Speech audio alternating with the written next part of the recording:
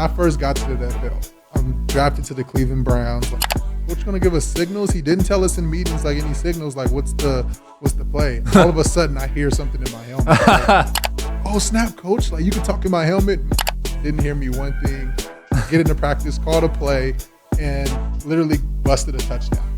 She comes to the sideline. He's like, you know you can't talk in this, right? I'm like, oh my gosh.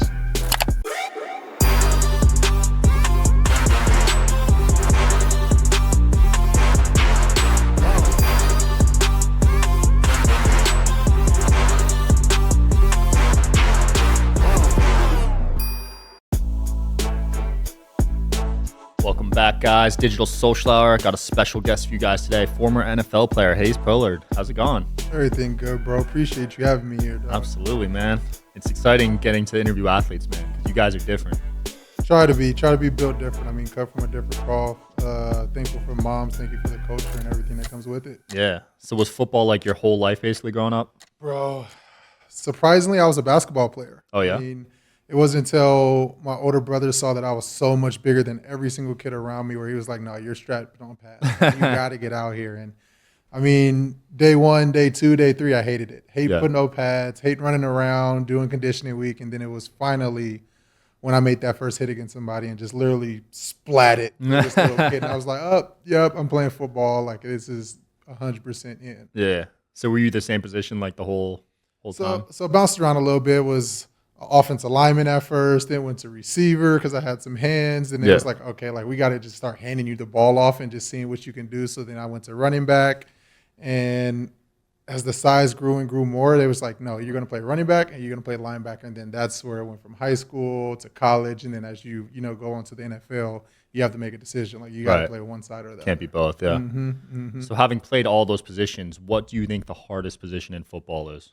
Oh, I would say corners. I give corners so much more respect, now that I see it in the NFL. You're talking about guarding some of the best receivers in the world, and they're able to do whatever they want. I mean, you're talking about a quarter or I guess a third of the grass is pretty much you versus another man. You got to stop them from the best quarterbacks, best receivers, and you're going backwards while doing it. Yeah. So, like, that's where I'm like, bro, how is that even possible? Dude, I can't even imagine that. I mean, there's certain people I can't even guard in basketball.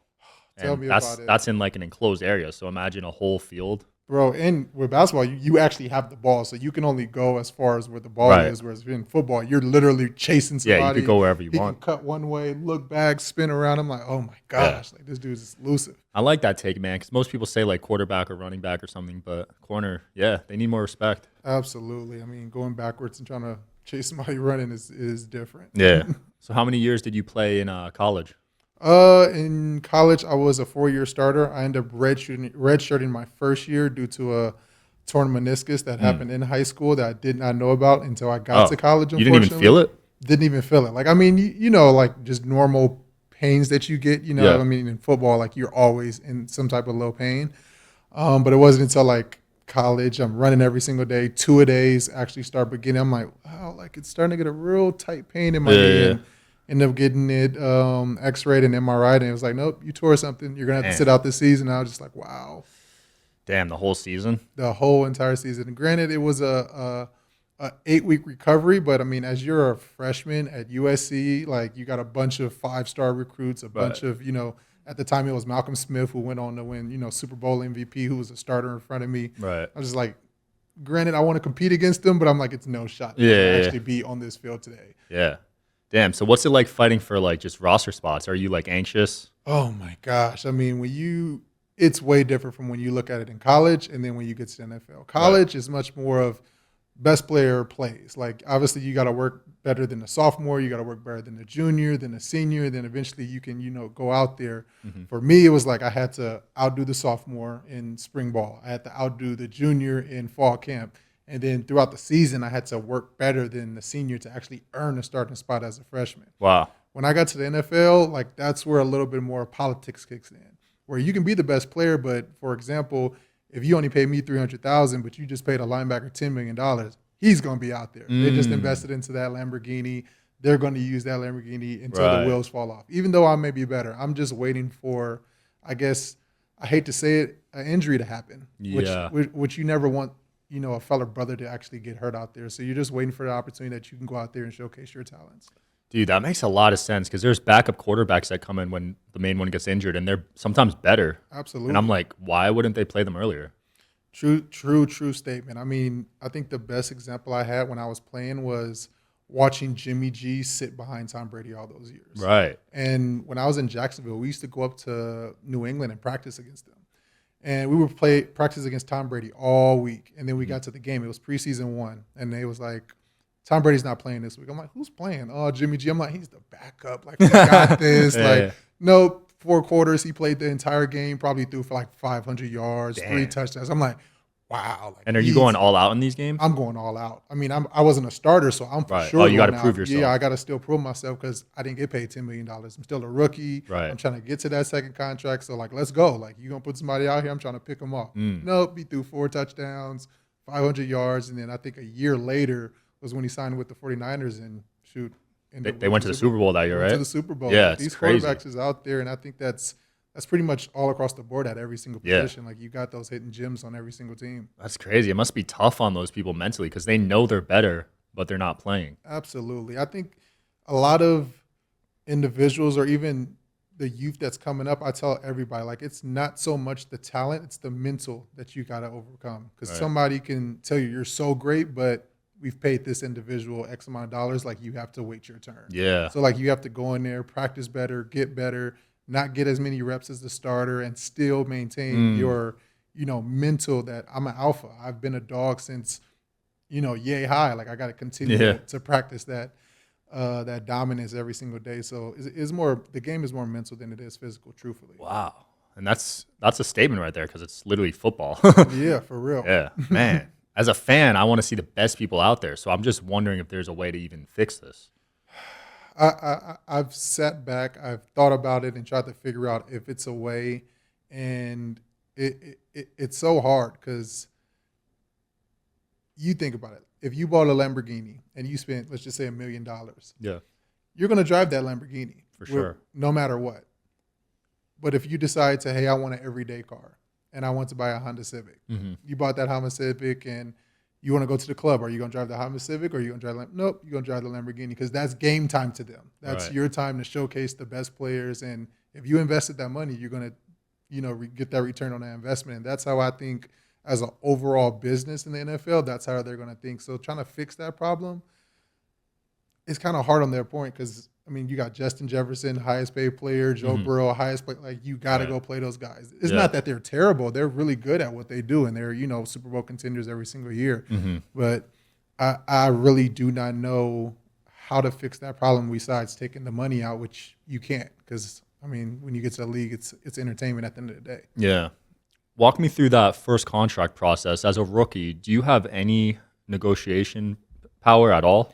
Bro, so the crazy part is when I'm in college, like, everybody had negotiation power. Like, everybody from a free agent to, a drafted rookie, second, third year guys.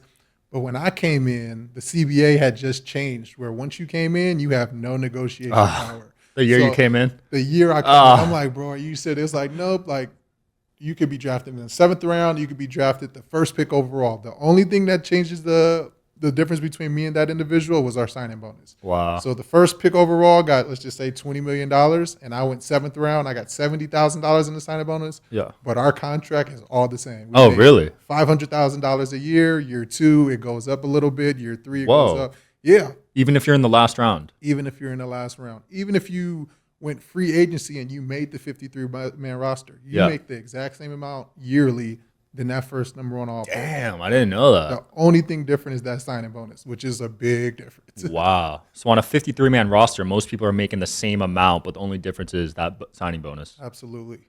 Interesting. And I've heard like crazy stats where most of the money goes to the quarterback and what was it, the wide receiver or something?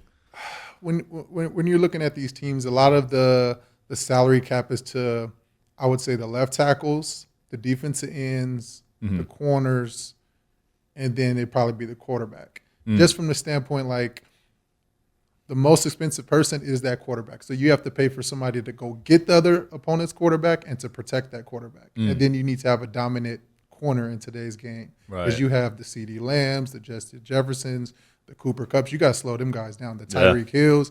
If you don't got nobody like a Jalen Ramsey, shutting them down, or Slay out there, like it's going to be a problem. It's going to be tough. Long game, which coaches don't want, because a lot of these coaches are on short lists. It's like 2 years of a bad season, they're out of there. They go through those coaches like crazy. Oh my god! Like I would not want to be a coach, bro. I mean, I've done it. I did it for a year, and I seen the tension that it brings to every single coach, and like it's stressful, right? Absolutely. Like you have to be on your A game every single day. It's almost like a player. Yeah. And I give them so much more respect. And I give my teachers back in the day so much more respect on the planning that they have to do, the development side of growing a player to what they see themselves and how you see them, right. And how they can continue to grow over the years, and even the relationships they have to build and cut players. It's just so many things that people don't see behind closed doors, and I give them so much more respect. Yeah. So you've played on quite a few teams. Which ones were your favorite? By far, it was the Jacksonville Jaguars. Jaguars? Yes. Just good culture? I mean, the good culture was ran by Gus Bradley. He was a super amazing coach. I mean, you're talking about the definition of a player's coach. Like, he really leaned into that. I mean, day before the game, like he would bring out 6 to 7 food trucks where we would go out there and, have things like bulldoggy over there. You'll have, Korean barbecue. Damn. You'll have tacos. Sounds you'll have funnel cakes. I'm like, bro, it's no way. Like you're ordering from every ice cream. Like, it's just like, what the heck? The day before a game? 2 days before the game. 2 So days. you're talking about Fridays, like as we cap the week of practices.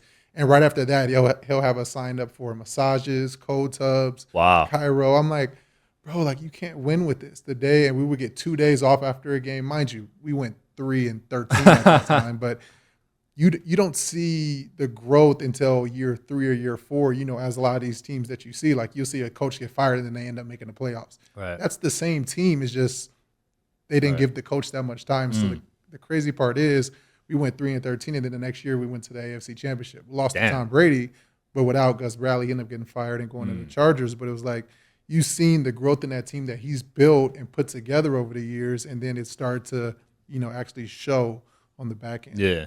How much influence do the players have on the coach's firing? I would say none. None? I mean, none. Oh, I always assume they like put in a word or something. It's kind of hard because it's like the coaches call the plays. You already know it's our jobs to go out there and execute the plays. Granted, if we don't win, we don't stay consistent at what we're supposed to do.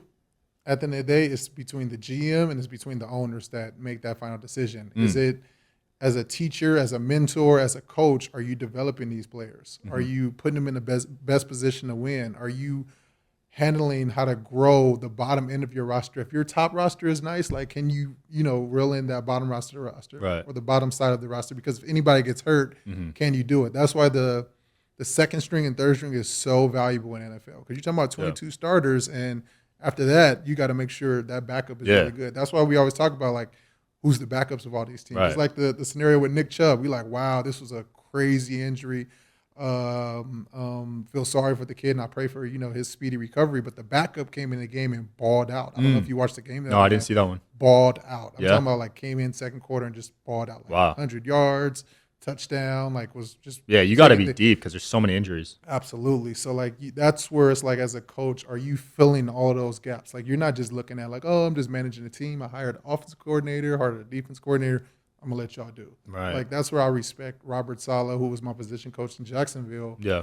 And now he's the head coach for the Jets. That he's really hands-on on both sides of the ball, and he wants to make sure that everything is in tune. That's cool. How strict are like is there a curfew, diet restrictions? Like how strict are they on that? For certain individuals, yes. Like if you're very underweight, like it's your job to obviously gain some weight. Like for example, he's my bro, Keelan Cole. He was like probably soaking wet 160 pounds. That's it? When we was in Jacksonville. Damn. Like soaking wet. We was like, bro, like you have to get like if that's less than me. Bro, if somebody, and mind you, he's like 6'2", 6'3". I'm like, if somebody hits you, you're going to vanish. Like, it's going to be bad.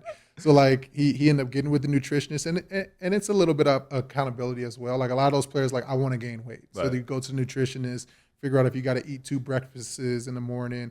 a massive lunch, like when am I supposed to eat, or what are the best things I'm supposed to eat for dinner. And then obviously you got these huge, like massive O linemen that are just 6'7", 30. I'm like, bro, like this is not even real. And some of them want to lose body fat. Like it's not so much of I want to lose weight. It's like I'm trying to lose the bad stuff off my body so I can move better, transition better, and actually become a Pro Bowler. Like that may be that step from being good to great.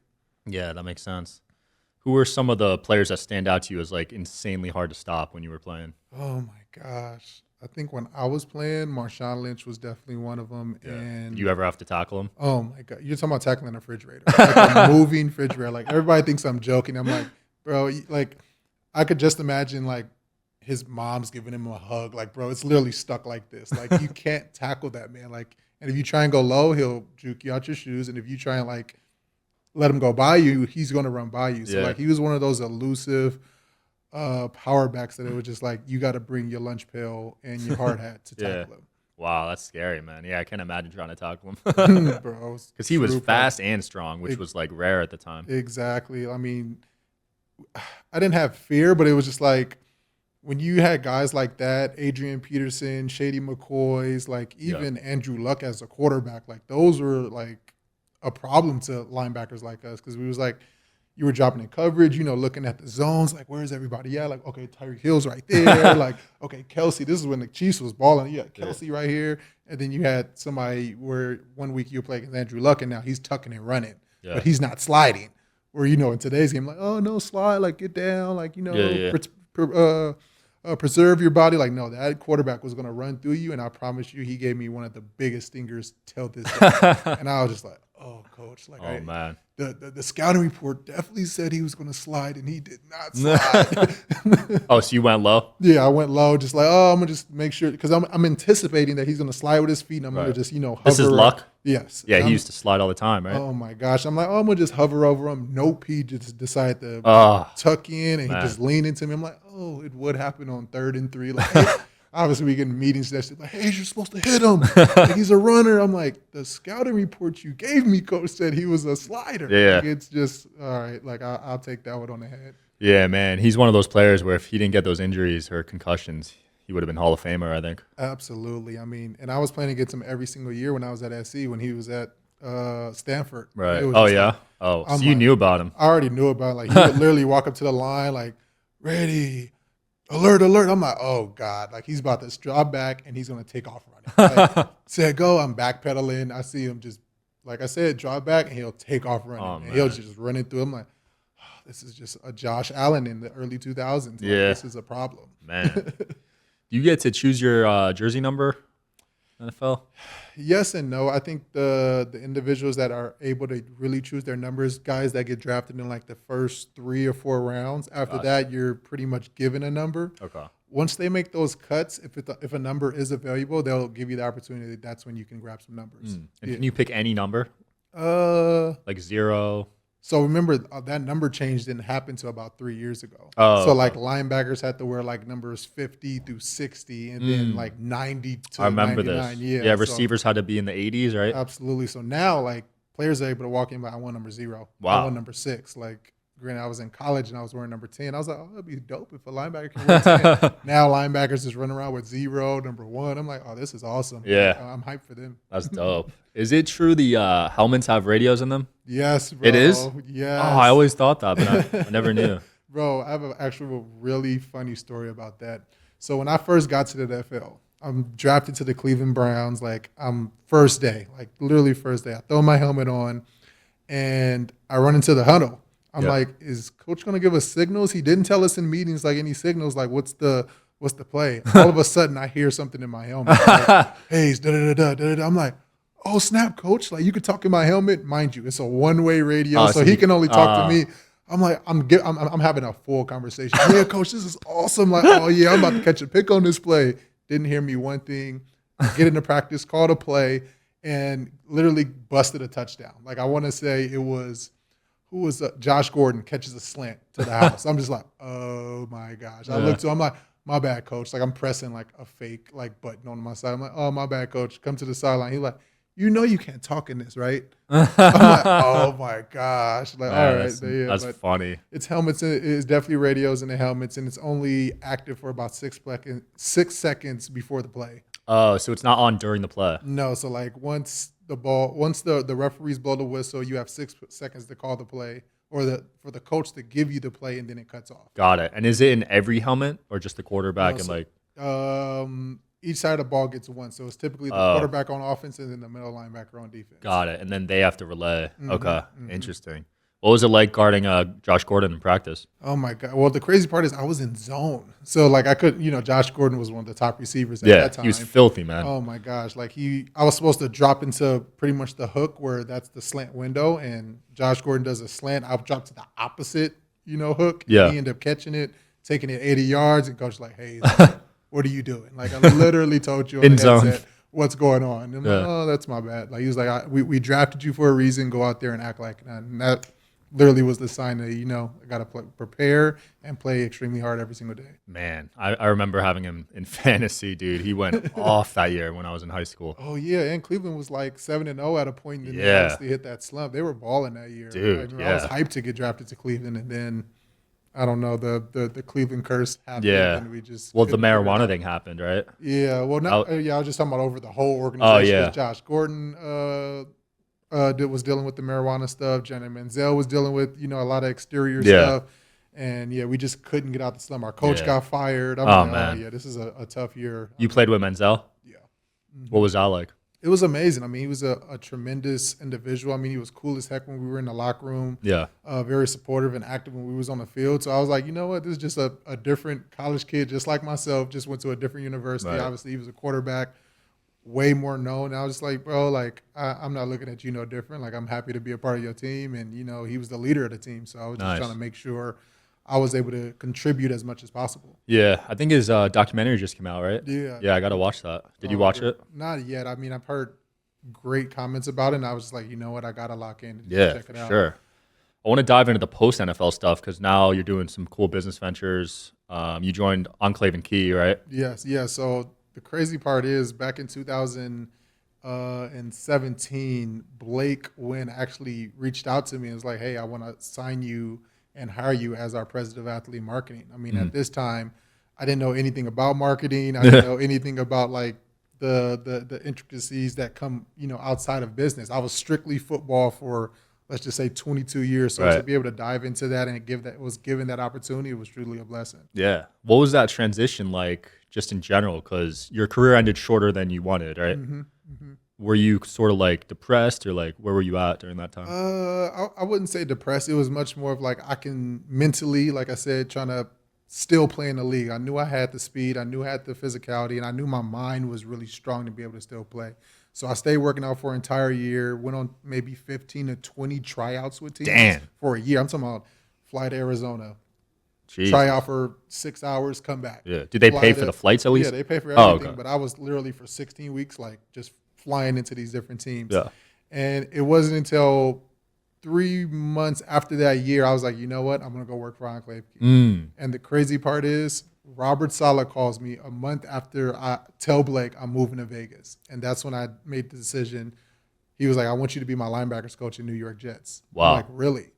I'm like, well, I'm going to go be a coach for the New York Jets. After a year of realizing that, the quality of life for me, the determination and the way of life that for a coach was just so different. And I think me at the time having a newborn son I wasn't able to be there for my son and to be able to be there for those players. Because I wanted to be able to give them everything, but I wasn't able to give that to my son as well. Right. So I had to make the decision selfishly, unselfishly to be able to just, you know what, I'm going to just make this leap of faith and go into the business realm. Even though I know nothing about it, it was more of, you know what, pressure either burst pipes or make diamonds. And I feel like for me, like to be extremely uncomfortable is the only way for you to grow.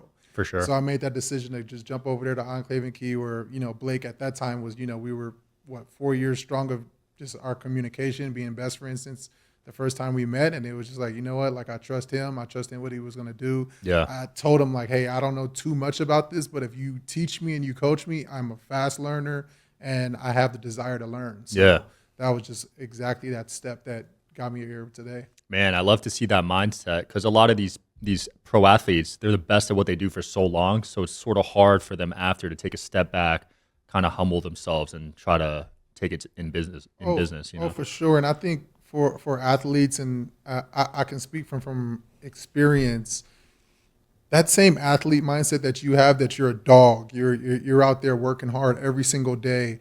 You persevere through all the trials and tribulations. If you just take all of that and you just put it back into that box and was like, you know what, I'm going to transition this to real estate or becoming a doctor or become an entrepreneur. That same mindset will get you exactly where you was, because it took you, 10, 12, maybe 15 years to get to the NFL. Mm-hmm. Just take that same approach to whatever you want to do after that, because you're not going to get that same, like we all pray for that overnight success, but it doesn't happen like that. Right. It almost takes that 5 to 10 year period of constant grind to be able to get what you want. And even then, sometimes longer. You're talking about Warren Buffett. You're talking about Donald Trump and all these great business owners that's, billionaires at 78, 58. Like, we're just in our 20s and we've, didn't have the careers that we wanted, but you can still become a millionaire at 30, 35, and you're still light years ahead of where you are. And the crazy part is you already had a jump start being in the NFL. Right. 500,000, 70,000, whatever the case may be. Yeah. So was that always in the back of your head, the money stuff? Because a lot of NFL players end up going broke, right? Mm-hmm. So was that a thought when you were playing? Absolutely. I mean, my mom kind of instilled it into me a little bit. She's an executive banker down in Beverly Hills. She was like, you need to figure out what you want to do after football. Mm-hmm. And I ended up getting my degree at USC for real estate. And I was, during that time, trying out for different teams. I was like, you know what, I'm going to just get my real estate license. And I ended up getting that because I applied all of those things that I've done throughout my whole entire football career and just put it in real estate. Right. Like, yeah, it's going to be a learning curve, but that's how you get better. Mm-hmm. That's how you realize that, you know what, if you just don't quit, I think it'll pay off in the long run. So for me, it was just like battle every single emotion you're going to go through and just do not quit. Like, you will persevere. I love that. Trust me. So I did that and just realized, like, you know what? I don't really want to do real estate. Like, this is not what I'm passionate about. So that's when I decided to go into coaching and realized that wasn't my passion. Then I finally got to a place where, after learning from Blake, him teaching me the different things of strategy, how to help individuals more than just sell to individuals. And I feel like that's where the power of, being a president of a talent at Enclave and Key is today. Yeah. Because a lot of people like to be more transactional than, providing value. And that's where it's just like, you know what? Like, if you put all that stuff aside, the transactional stuff will come naturally. And if you try and just not even try, if you be a good person, genuine, people want to work with other genuine good people. And I believe that. Absolutely, man. Whenever you guys have me in the suite, I just think of ways to provide value back to you guys. Absolutely. Because you guys don't ask me for anything. And you're paying all this money to have me and other people there.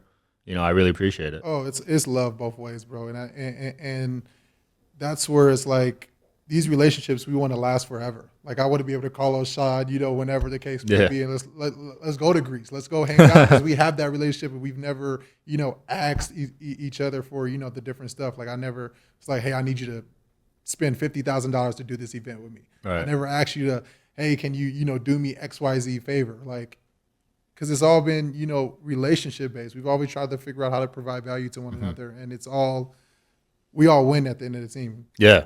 It shows, man. You guys just had the biggest celebrity poker tournament ever. Oh, it was amazing. 72 people, amazing event, and now you're going on a tour with it, right? Absolutely. I mean, shoot, now we're really going to lean into it. I mean, with the talent pool that we had and believing that it was just going to be one of the most watched poker events ever, including the WSOP, like we really want to lean in on that and believe that.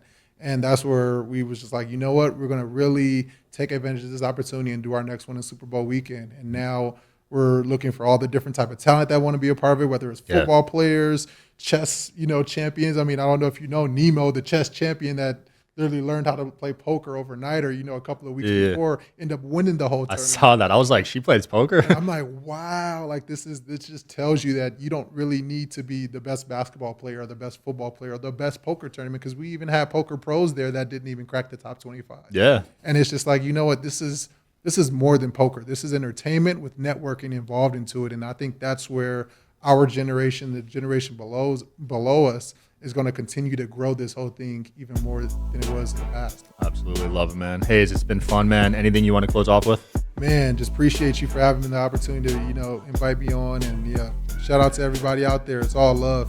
Let's go. Where can people find you, man? You can go on Instagram. My ad is Pullard, Pullard. Let's go. Thanks for watching, guys. I'll see you guys next time.